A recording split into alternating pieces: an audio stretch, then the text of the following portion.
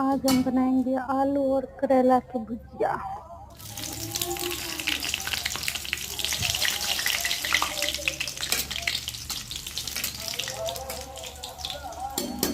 थोड़ा सा तेल दिए हैं, सूखी लाल मिर्च, थोड़ा सा जीरा भी डालेंगे और थोड़ा सा प्याज।